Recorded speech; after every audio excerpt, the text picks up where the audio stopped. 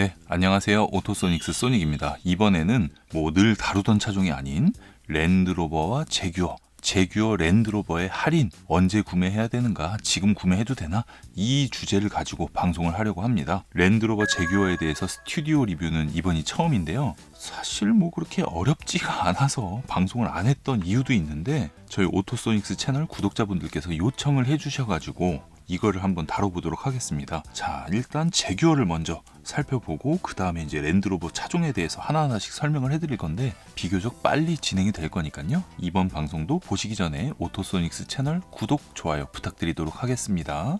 제규어의 세단 모델과 SUV 모델, 랜드로버의 SUV 모델 순서대로 일단 말씀을 드리면, 제규어 X2라는 모델이 있어요. 차종을 잘 모르시는 분들도 계셔가지고 초보적인 설명까지 포함합니다.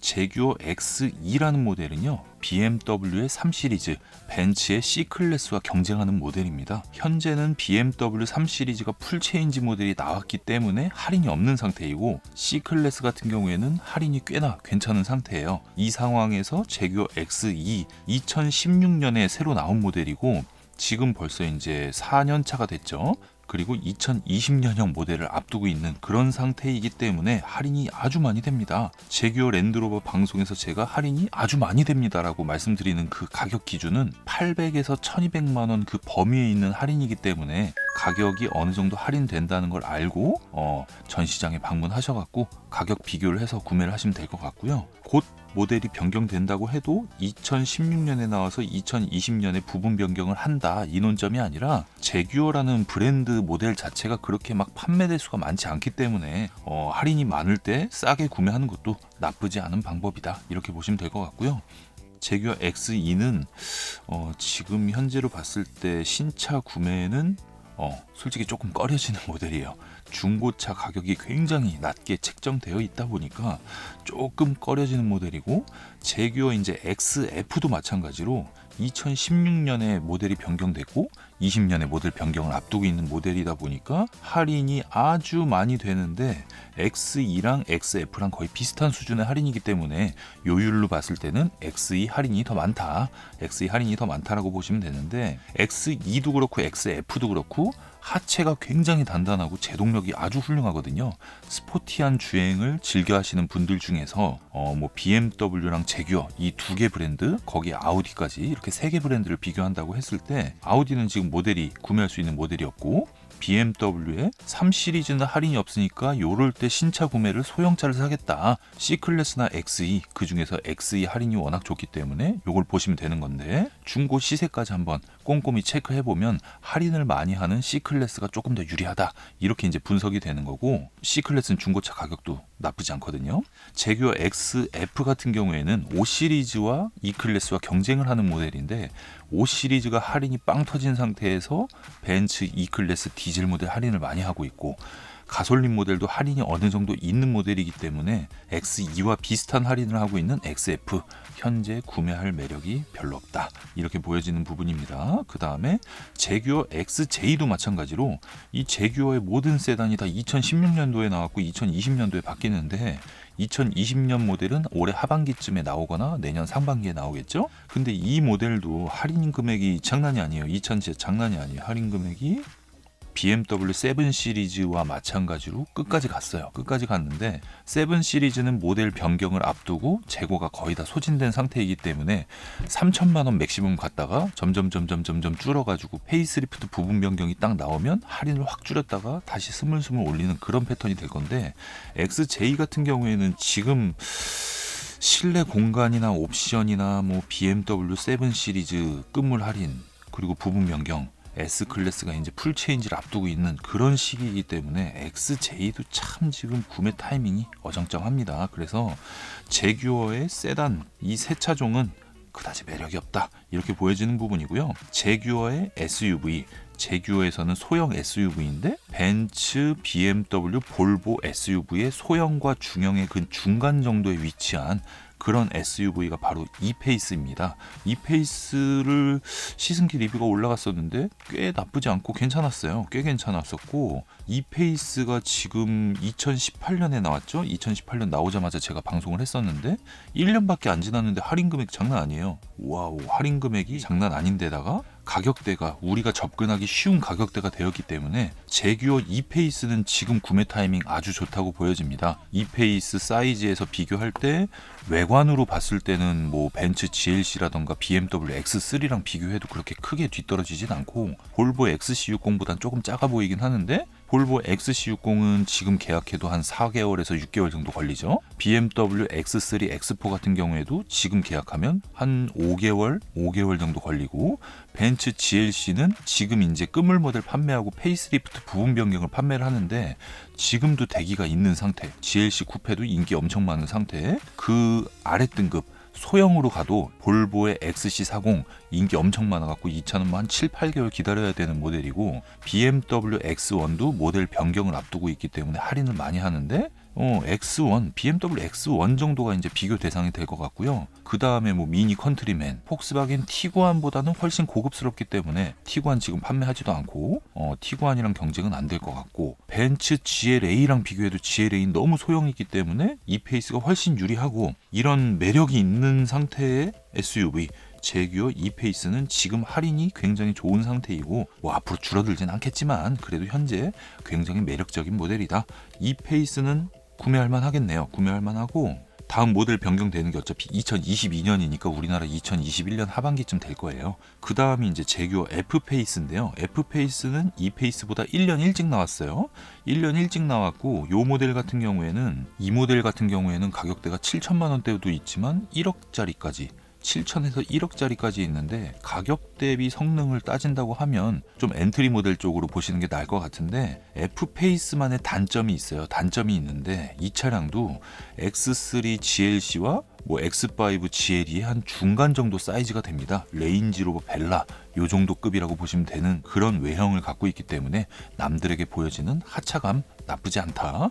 실내 인테리어가 막 엄청 훌륭하거나 뭐 엄청 나쁘거나 그러지 않은 그냥 평범한 수준인데, 2017년에 나와서 이제 2년차 모델이 됐어요. 처음 출시해서 2년차 모델이 됐는데 할인 금액이 상당히 훌륭합니다. 경쟁하는 모델로 또 따져보면 한 급 올려갖고, 볼보 XC90 아직도 인기 많은데 얘는 이제 끝물이니까 별로 매력이 없고, BMW X5 이제 신형이니까 물량 부족, 지금 뭐 계약하면 6개월 7개월, BMW X6 끝물 폭풍 할인을 하고 있어서 얘랑 조금 겹치긴 하는데 X6가 낫긴 낫죠 솔직히 지금은. 근데 어차피 X6는 이제 풀체인지를 앞두고 있기 때문에 그런 부분에서는 F페이스 유리한 부분이 있다.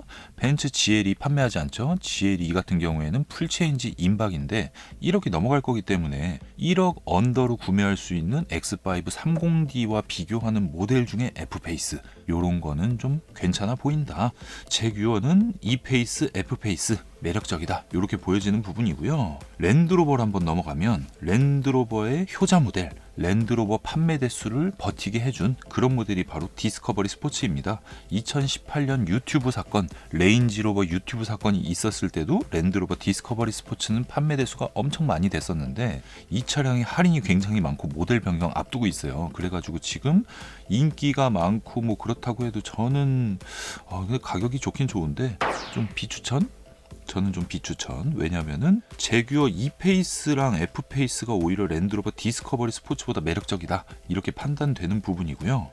디스커버리는 2017년에 국내에 나와서 2022년쯤, 그러니까 21년 하반기쯤 변경되는 모델입니다. 얘도 마찬가지로 F페이스처럼 2년차 된 모델이에요. 2년차 모델인데 7인승으로 실내 공간이 굉장히 넓죠. 2열 좌석은 굉장히 좀 불편한 편입니다.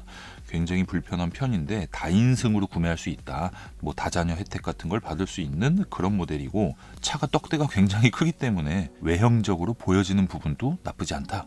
이 차량이 할인 금액도 지금 보면은 할인 금액도 괜찮아요. 할인 금액도 괜찮은데 랜드로버 디스커버리도 마찬가지로 가격적인 논점에서만 봤을 때는 엔트리급을 구매하는 게 가격적인 메리트가 아주 훌륭하다, 이렇게 보여지는 거고, 결국 여기까지 왔을 때 제규어 E페이스, F페이스 그리고 랜드로버 디스커버리 아주 매력적이다, 이렇게 보여지고요. 랜드로버의 레인지로버 이보크, 이보크는 이제 풀체인지 모델이 국내 판매를 시작을 했어요. 6월부터 판매를 시작을 해서 제가 이제 이미지 리뷰로 먼저 설명을 해드렸는데, 레인지로버 이보크는 신모델이기 때문에 할인이 없어요. 뭐 해봐야 뭐 딜러 수당 정도 되는데, 레인지로버 이보크 개인적으로 봤을 때 굉장히 인기 많을 것 같아서 지금처럼 SUV 전쟁인 시기에 할인이 없다고 해도 좀 선점해도 괜찮아 보인다, 벨라랑 거의 구분이 안 된다, 이런 부분을 봤을 때 이보크는 살 사람은 사고 말 사람은 말겠는데 매력적이에요. 괜찮아 보입니다. F페이스 할인을 많이 받고 살 것인가, E페이스 할인을 많이 받고 살 것인가, 이보크를 신형 모델을 구매를 할 것인가, 그리고 패밀리카로 봤을 때는 디스커버리나 레인지로버 벨라가 있겠죠.